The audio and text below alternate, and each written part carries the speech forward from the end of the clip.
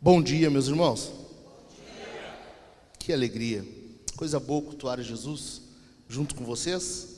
Cantar ao Senhor é muito bom, né? Cantar ao Senhor é demais, revigora, dá ânimo. Sabe que pregar depois do Daniel e do Everton é um problema, né? Eles colocam o padrão lá em cima, daí vem eu aqui, tem que botar para baixo. Obrigado. Quando perguntaram para mim se eu poderia pregar aqui, eu quase falei, claro que não. Mas, já que eu tenho que estar aqui, eu quero falar de algo que eu gosto, um assunto que eu amo na Bíblia. E eu quero analisar com vocês, biblicamente, sobre a redenção. Vamos? Vamos juntos? Redenção. Sabe que esse sermão não é meu, eu adaptei. Se tu vê as minhas indicações de livro, enfim, tu vai saber de quem é. Bem facilzinho, inclusive. Mas eu quero que a gente analise junto hoje, pense um pouquinho sobre redenção. A redenção não é algo, um assunto qualquer na Bíblia. Não é um assunto que a gente encontra ali em algumas páginas da Bíblia e vamos estudar sobre esse dentre outros assuntos. Não. A redenção é o todo. A redenção não é algo exclusivo do Novo Testamento, ela é na Bíblia toda. Gênesis 1, Deus cria todas as coisas a partir do nada. Gênesis 2, Deus cria a coroa da criação, né? O que é a sua imagem e semelhança, o homem. Gênesis 3, o homem cai, ele peca, desobedece o Senhor. Gênesis 3:15, Deus se volta à mulher e faz uma promessa, chamado de proto-evangelho, né? A primeira pregação que há na Bíblia prometendo um salvador, um resgatador, é Gênesis 3:15. Deus promete a semente da mulher. A partir daí, a partir de então, tudo na Bíblia é sobre redenção. E é sobre isso que eu quero ver com vocês hoje, sobre redenção. Mas a gente tem que entender que redenção vai muito de conforme a gente lê a Bíblia, como a gente lê as Escrituras. Nós não podemos ler a Bíblia com uma lente qualquer e achar que vamos encontrar ali todos a mesma coisa. Nós precisamos encontrar na Bíblia Jesus. Nós temos que ter em mente que a redenção que precisamos é da substituição penal. Jesus Cristo pagando como um vilão, como um bandido, por causa de nós. Só assim. Qualquer outra coisa que nós encontrarmos na Bíblia está errado. Se tu ler a Bíblia e encontrar, hoje o mundo fala muito, né? Nós precisamos de paz. Nós precisamos encontrar paz no mundo. Beleza? Paga uma terapia aí, vai lá, faz tua terapia e encontra a tua paz. Mas isso não vai solucionar. Alguns dizem que precisa justiça social, né? E hoje há uma grande militância por isso. Uns dizem que tem que ser assim, outros que tem que ser assado. Tudo é em torno de ideologia. Por quê? Porque precisa de igualdade social. Como se isso fosse resolver alguma coisa. Não. Alguns outros vão dizer que precisa de educação. Não, quando o mundo tiver mais educação, mais informação, essa é a solução para os problemas. Não, também não. O que nós precisamos entender é que conforme a gente lê a Escritura, como nós entendemos a redenção que a gente precisa, se nós mudarmos isso, nós mudamos a natureza do Redentor. Deixa eu dar um exemplo. Estou na minha cama, dormindo, e a Su me chama, Caco, Caco. Meu apelido é Caco, para quem não sabe. Caco, cheiro de fumaça, está dando uns estalos, cheiro de fumaça, o que está acontecendo? Eu me levanto rapidamente e mando ela ligar para os bombeiros, porque a salvação que nós precisamos naquele momento exige um redentor apropriado, um salvador apropriado. Estão entendendo?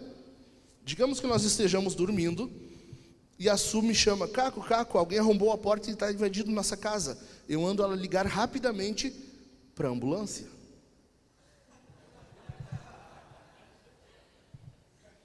Vai tu para o teu lado, eu vou para o meu, 10 passos.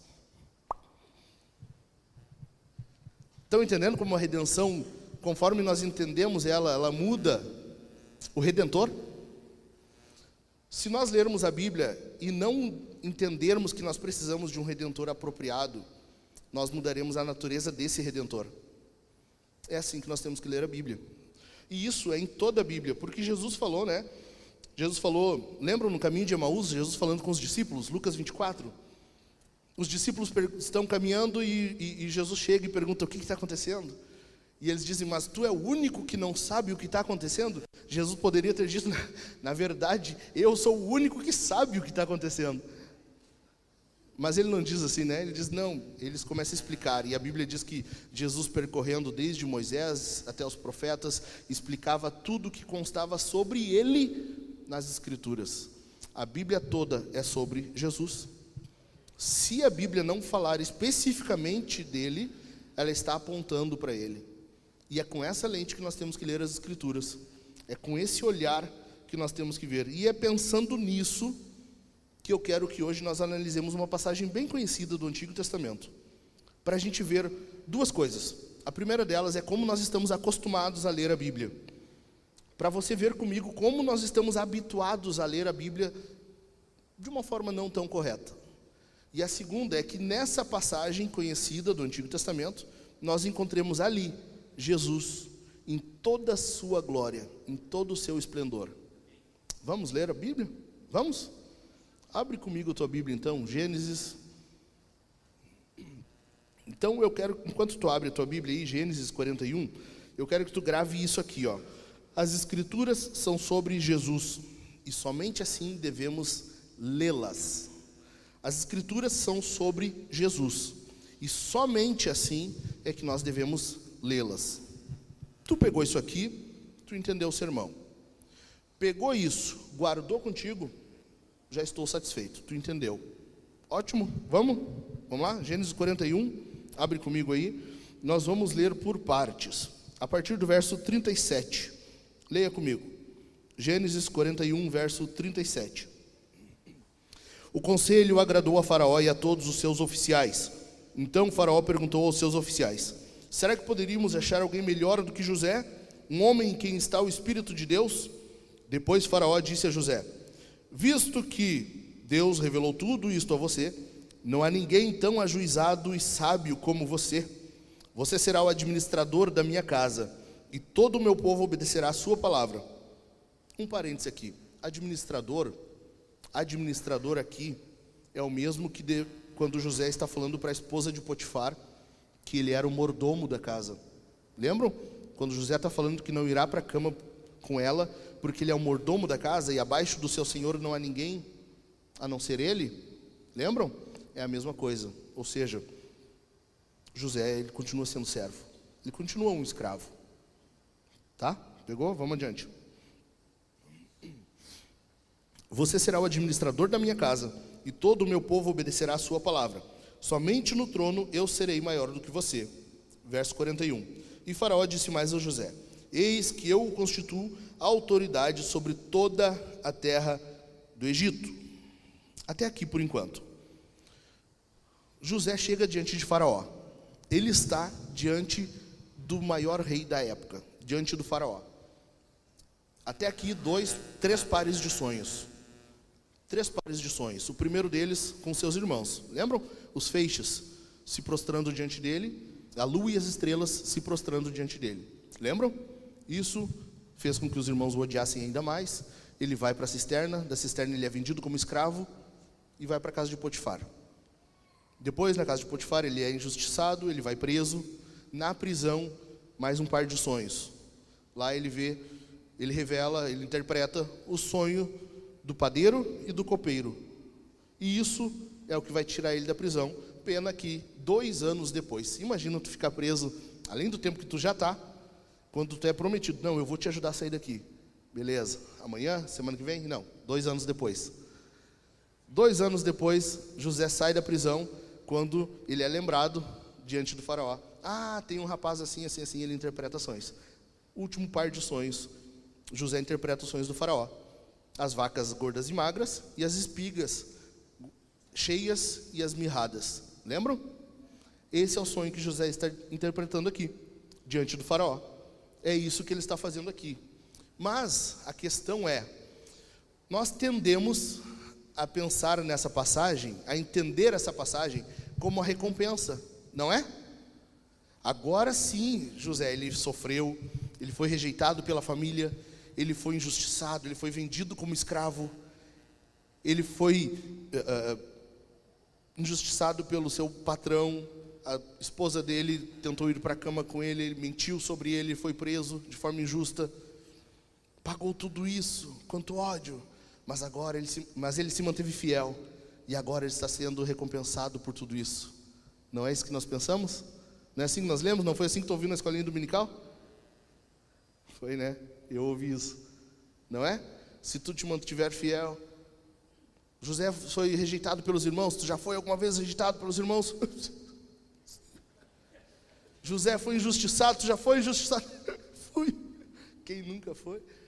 José foi maltratado. Você já foi alguma vez maltratado? Então levanta a tua mão e recebe a tua... Não, estou brincando. Isso eu ouvi, mas não necessariamente vocês. Não é assim que nós vemos? Não é assim? É isso que nós pensamos, que José agora está sendo recompensado. Agora é o pagamento por tudo que ele sofreu.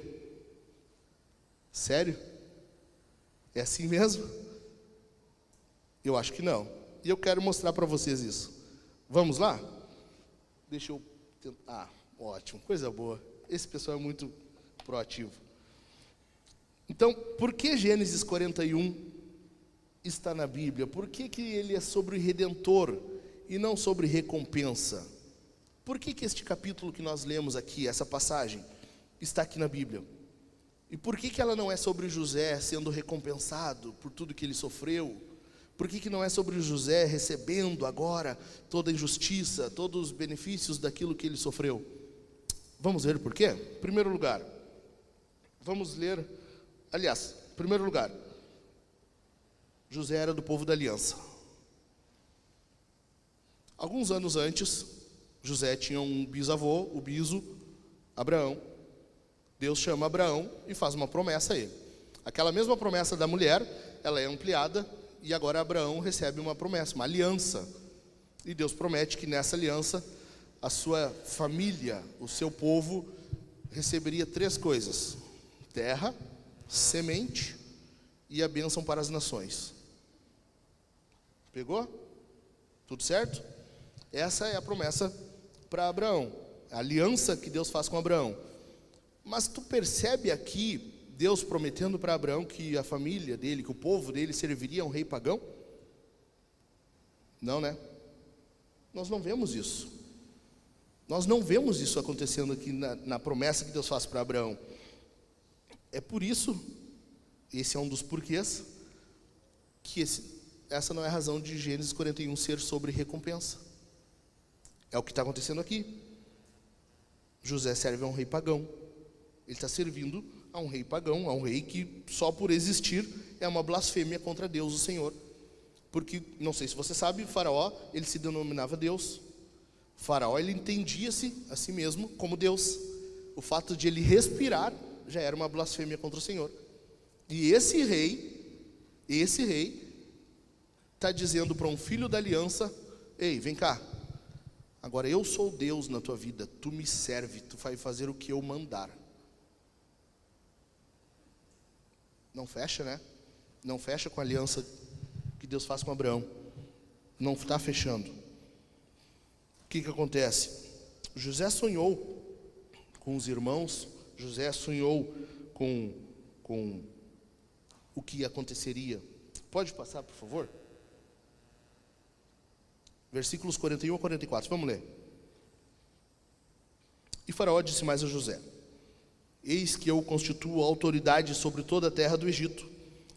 Então Faraó tirou o seu anel sinete da mão e o pôs no dedo de José. Mandou que o vestissem com roupas de linho fino e lhe pôs no pescoço um colar de ouro. E o fez subir na sua segunda carruagem.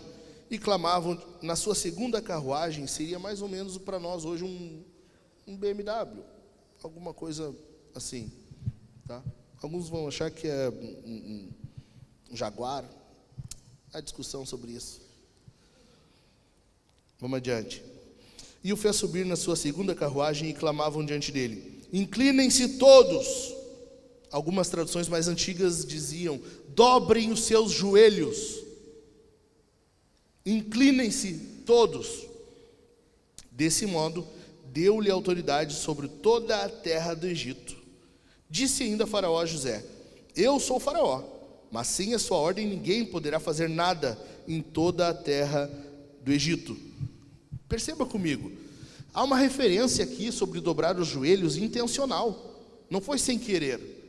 Há uma referência aqui de forma bem intencional: dobrem os seus joelhos. José tinha sonhado com isso tempo atrás. Ele sonhou, e ele diz para os seus irmãos que tinha sonhado, e ele revela o sonho, e ele fala o que acontece, e os seus irmãos pretendem matá-lo. Só que lembra que não é algo figurado. Eles pretendem matar José, não, vou te matar de cosquinhas, vou fazer cócegas até você morrer. Não é isso, é matar. Os irmãos de José eram assassinos. Lembra Gênesis 34? Siquém, os irmãos dele vão e matam um povoado inteiro. Eles eram assassinos. Eles poderiam muito bem matá-lo, e eles intencionaram isso, quiseram matá-lo. A família de José não quis. José vai para o Egito, e lá o povo se dobra os seus joelhos diante dele. Lá sim, o povo pagão, o povo ímpio, se prostra diante de José. É isso que está acontecendo aqui. É isso que está acontecendo aqui. Eles acolheram José, eles se prostraram diante de José, porque José agora serve a um rei pagão. Ele tem riqueza pagã, ele tem poder pagão. Não é isso que a Bíblia está mostrando para nós? José agora ele recebeu tudo isso. Ele tem um rei pagão, riqueza, poder. A Bíblia fala sobre isso, né? Jesus falando sobre riqueza e poder. Sobre riqueza ele diz que onde está o teu tesouro, estará o teu coração. É mais fácil um rico entrar, é mais fácil um camelo passar no fundo de uma agulha do que o rico entrar no reino dos céus. E sobre o poder, Jesus mostrou como é o verdadeiro poder. Ele se dobrou e lavou os pés dos discípulos. E José tem exatamente o contrário disso aqui. Ele está cheio de riqueza e poder agora. Tudo que ele quiser fazer, ele pode. Ele serve a um rei pagão, ele tem riqueza pagã, ele tem poder pagão. Pode passar. Adiante. Mais do que isso, ele tem uma identidade, não só um nome ele recebe. Verso 45. E Faraó chamou José de Zafenate-Paneia. José recebe um nome pagão. José tem o nome dele mudado. Não é mais José, agora é Zafenate-Paneia. Não é só um nome. José está recebendo uma identidade pagã. Ele está recebendo toda uma característica pagã. Por que quando nós lemos isso, nós achamos que é recompensa? Agora José está recebendo a recompensa de tudo que ele sofreu. E por que quando nós lemos Daniel, nós achamos que Daniel é piedoso por não querer isso? Porque quando nós lemos Daniel, é isso que acontece. Ele está diante de um rei pagão, mas ele não quer. Ele não se contém com os manjares do rei. Ele come vegetais, ele bebe água só. Daniel é muito piedoso. Mas como? Mas então, ele não leu direito a história de José? Não é? Não é isso? Então, ele não leu direito. Se Daniel tivesse lido direito, ele saberia que agora é a oportunidade, agora é a recompensa. Se Daniel tivesse lido como nós lemos a história de José, Ele saberia que agora é o momento de ele aproveitar, é a oportunidade. Vai lá, Daniel, Deus está te dando uma oportunidade. Não é isso? Daniel não pensava assim. José não pensava assim. Adiante, versículo 45. E lhe deu por mulher Azenate, filha de Potífera, sacerdote de On, um dos maiores sacerdotes, um dos maiores sacerdócios do Egito. E José percorreu toda a terra do Egito. José agora tem uma esposa pagã. Veja bem, ele estava na terra prometida com o pai dele, a família da aliança. Ele estava usufruindo as primícias da promessa, quando de repente ele é tirado de lá. Ele é literalmente arrebatado e ele vai para um povo pagão, no meio de uma sociedade totalmente ímpia. Ele serve agora um rei pagão, ele tem riqueza pagã, ele tem poder pagão, ele tem uma esposa pagã, ele tem nome, uma identidade pagã. E agora ele recebe essa esposa pagã. O que vai acontecer? Ele vai ter filhos. E os filhos serão pagãos? Não. Esse é o segundo ponto de por que isso não é sobre recompensa. Esse é o segundo ponto. Mas, vocês estão entendendo até aqui? Estão entendendo? Estão vendo como a história de José não é exatamente como nós lemos? Por que nós achamos que é sobre recompensa, então? Por que nós pensamos, agora José está recebendo devidamente pelas injustiças que sofreu, e nós dizemos, crianças, venham, olhem José, vocês podem ter isso. E na escolinha dominical nós ensinamos isso, crianças, olhem, aprendam, José está sendo recompensado, vão, façam igual. Aí nós achamos ruim, quando a criança cresce, vai para o mundo, dá sua vida numa empresa, casa com uma mulher de fora da aliança, tem seus filhos e passa a viver sua vida distante do Senhor, e nós achamos ruim. Daí vamos reclamar para o pastor, o que está acontecendo? Meu filho não quer saber de Deus. Ele aprendeu aqui isso, ele aprendeu aqui, que ele tem que ir servir para conquistar uma identidade dele, ter a riqueza dele, ter o poder dele, ter a família dele. Foi isso que ele aprendeu. E se nós acharmos ruim, falarmos, ei, tu entendeu tudo errado, ele volta domingo que vem, vai na escolinha dominical e mostra, não, mas olha lá, estão ensinando isso. É isso que estão ensinando. Estão entendendo como não é assim? Segundo ponto, os nomes, eu passo aqui, vamos ler aí, ó, verso 50, vamos ler.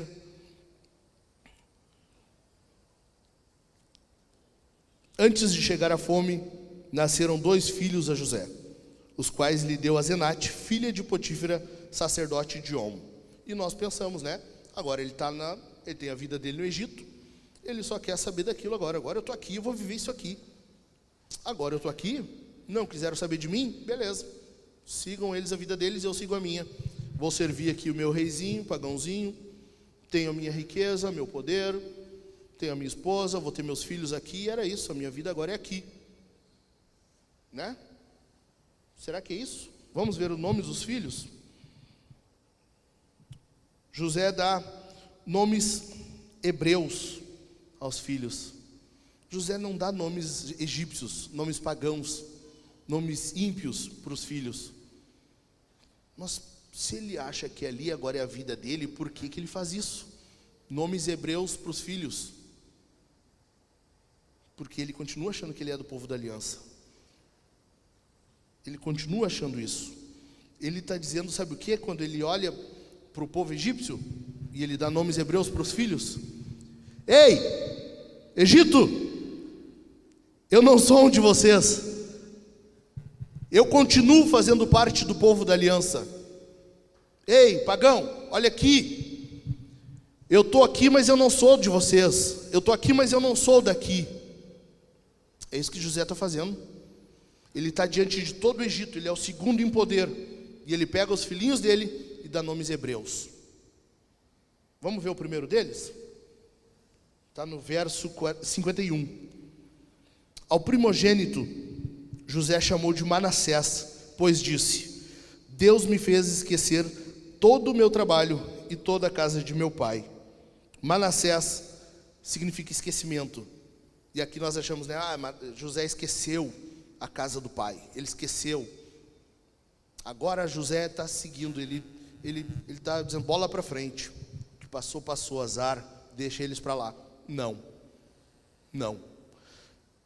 Manassés não quer dizer que ele esqueceu da casa do pai dele, da família do pai dele, da terra do pai dele. Aqui só quer dizer que ele esqueceu os problemas, as circunstâncias que levaram ele até onde ele estava. Sabe como eu sei disso? Porque ele dá um nome hebreu. Ele dá um nome hebreu. Como que ele está dizendo que esqueceu se ele está usando um nome hebreu? Não tem como, não fecha, estão entendendo? Então, aqui Manassés não quer dizer que José esqueceu da família, da terra do pai dele, da família dele, do povo da aliança. Quer dizer então que ele esqueceu somente das circunstâncias que conduziram ele até este momento, entendeu? Numa tradução minha, eu me encorajei e traduzi o nome, uma tradução livre, e eu gostaria de dizer para vocês como eu traduzi o nome Manassés. Sabe como é que é? É assim, ó. Quer saber? Deixa para lá. Essa é a tradução do nome Manassés. Quer saber? Deixa para lá. Ei, teus irmãos te odiaram? Deixa para lá. Mas tu foi vendido como escravo? Deixa para lá. Tu foi jogado numa cisterna, te venderam, tu virou escravo? Deixa para lá. É isso. Deixa para lá. Me diz uma coisa, tu vive com base naquilo que o que te define? O que é a base? O que tu usa para te definir? É as circunstâncias? Puxa, mas meu primo aquela vez queimou o churrasco e eu não consigo esquecer. Mas eu não entendo aquele meu colega que falou para o meu chefe que eu tinha saído antes da hora. Quando eu não saí, fui demitido por causa dele. Eu não consigo perdoar ele, não tem jeito. Sabe? É isso que te define? É isso que te define? São as circunstâncias? É isso que te define? José não era assim. José passou por tudo aquilo ali. Como nós diríamos, ele passou pelo pão ele comeu o pão que o diabo amassou. E ele está dizendo, deixa para lá. Eu esqueci disso. Os problemas, não, eu sei. Foi isso que me conduziu até aqui. Estão entendendo? Manassés, nome hebreu que José dá ao seu primogênito. É ali que ele está demonstrando que ele não vê esse momento como um momento de recompensa. Segundo o nome do filho, o caçula, verso 52. Ao segundo deu o nome de Efraim, pois disse: Deus me fez próspero na terra da minha aflição. Tu pegou isso aqui? Tu prestou atenção?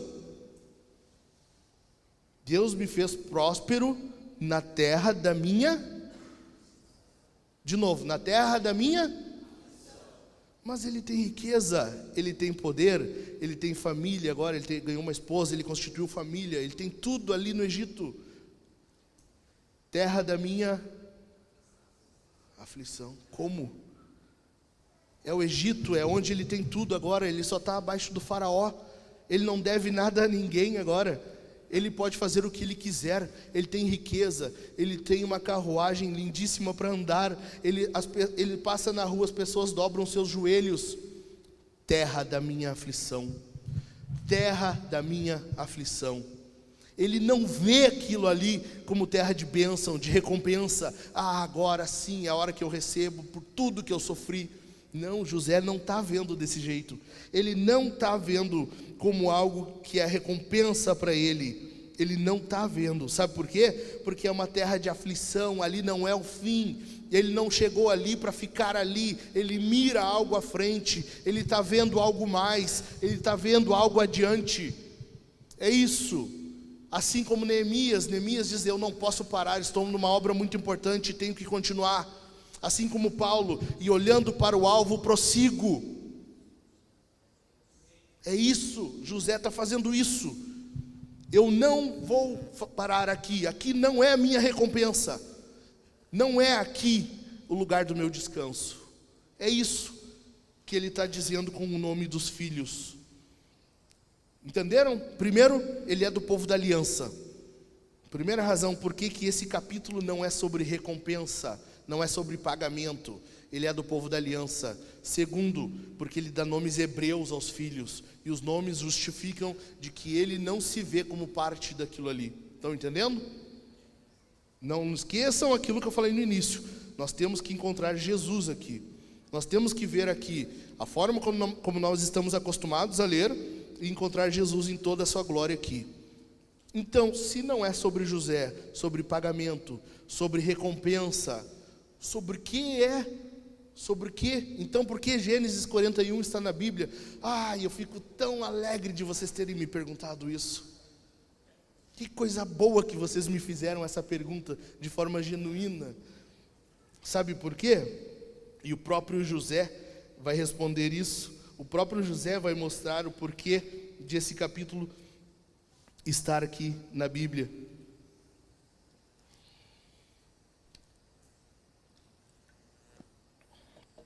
Quando José se depara com os irmãos dele, os irmãos voltam, e ele se depara e ele não suporta mais, ele não aguenta mais, e ele tem que se revelar. Ele está chorando e ele está esmagado por dentro, e ele está dizendo: ei, eu sou José.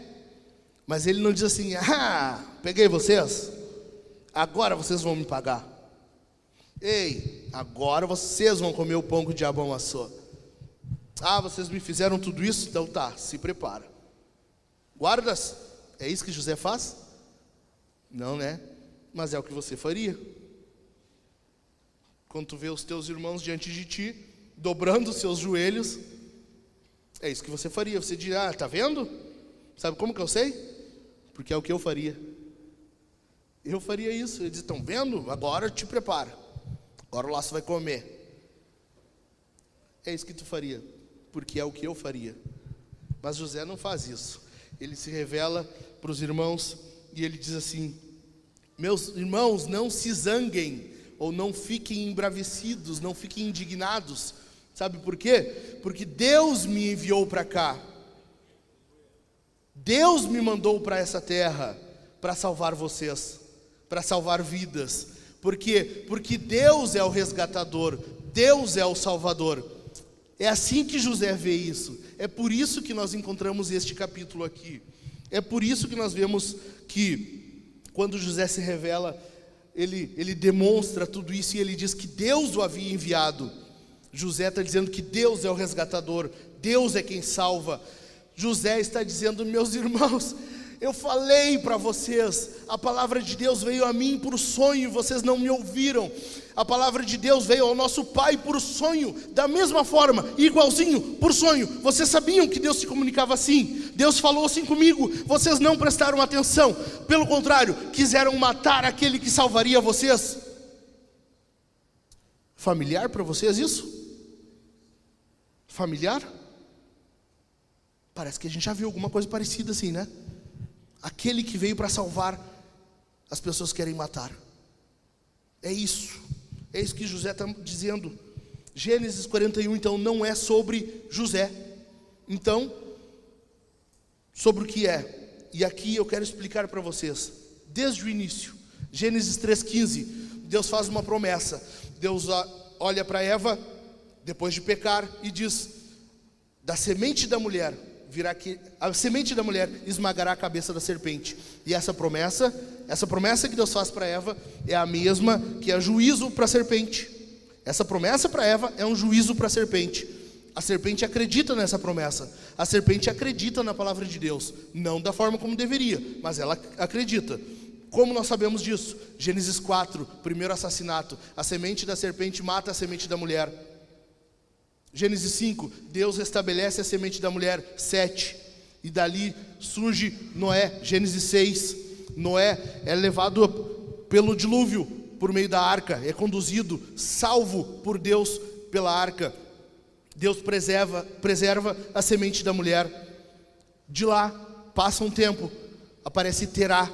Terá tem um filho chamado Abraão. ao qual Deus chama e diz: ei, sai da tua terra, da tua parentela, para uma terra que eu vou te mostrar. Abraão ouve, ele vai.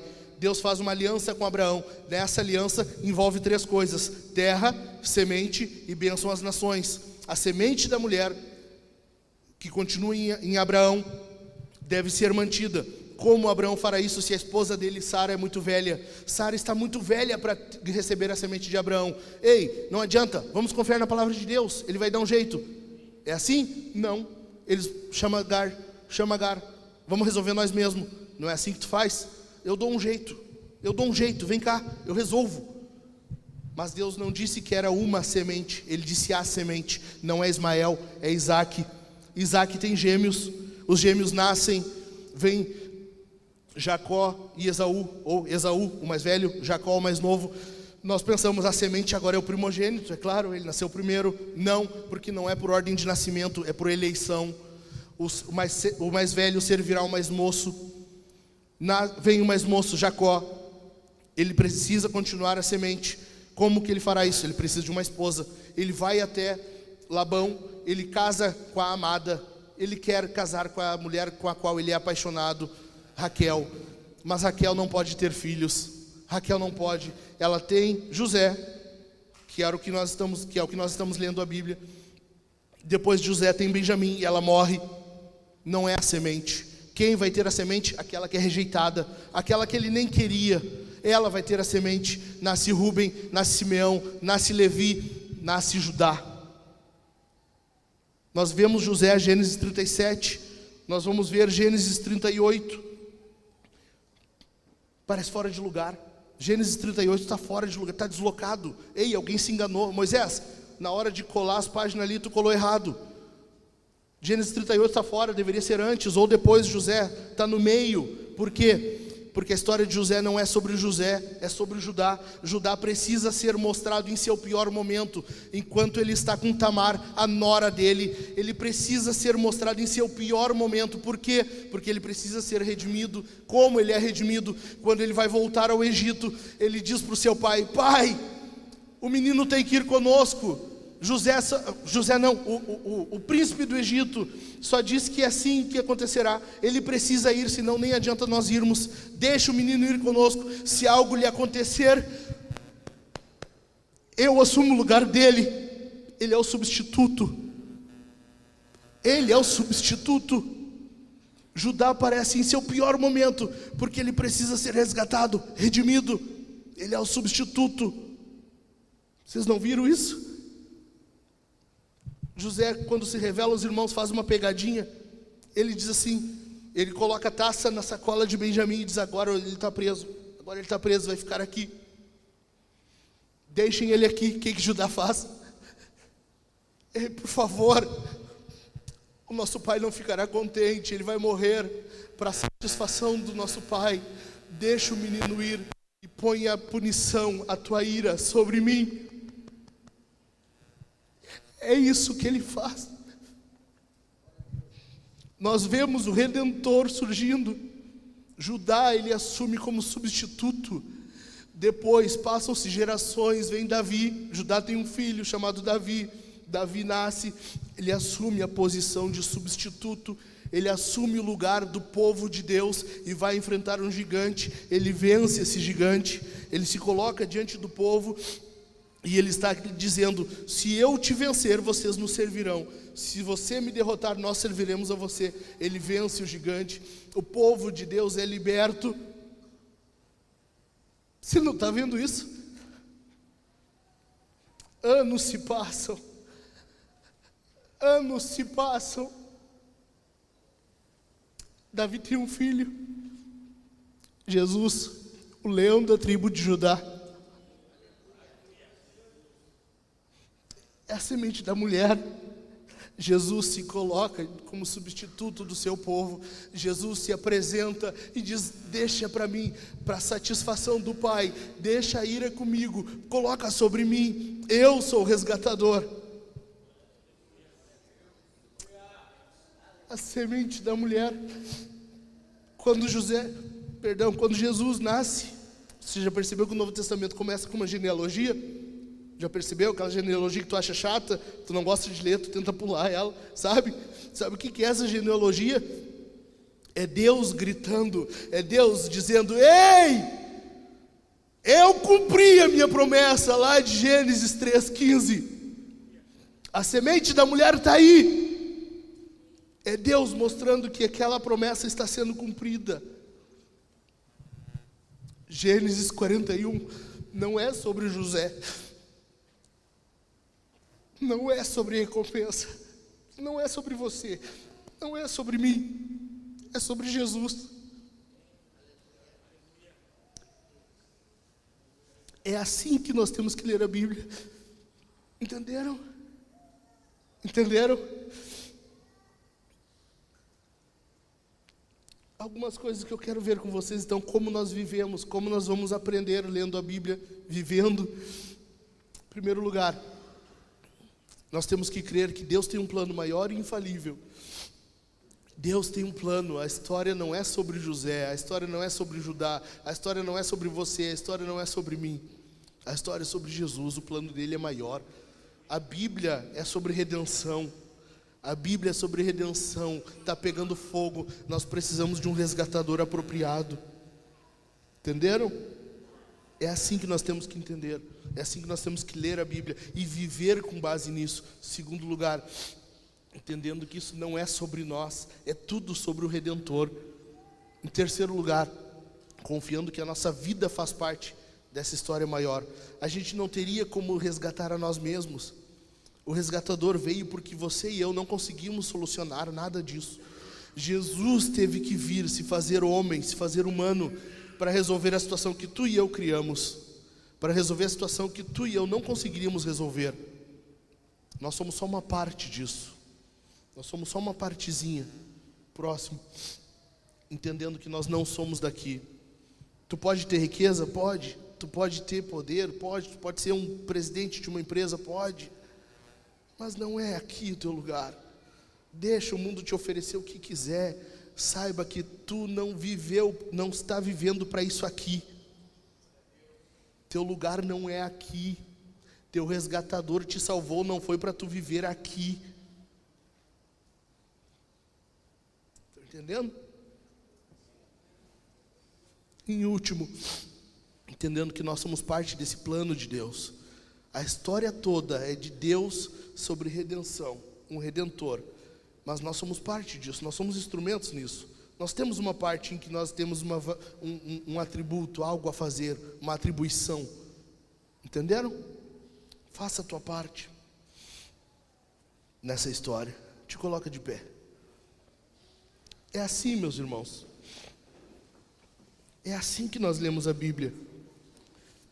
Deus criou tudo, o homem pecou, a partir daí Deus estabelece todo o plano de redenção. Deus salva o seu povo, Deus vem, Ele redime para redimir Judá, para redimir o seu povo, para redimir, resgatar, salvar você e eu.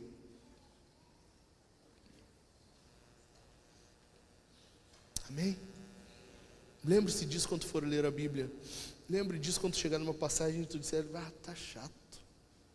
Sabe aqueles momentos que tu vai ler a Bíblia e tu diz: tá chato, hoje tá chato. Entenderam? Amém? Eu amo falar sobre redenção, sabe por quê?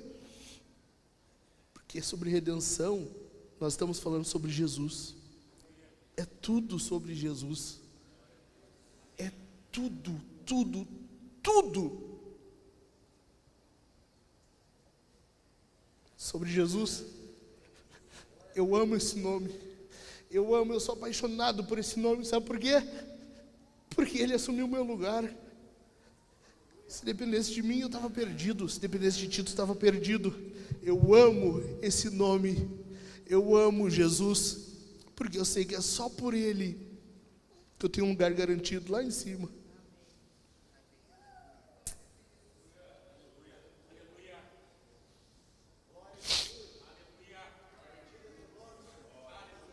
É tudo sobre Jesus.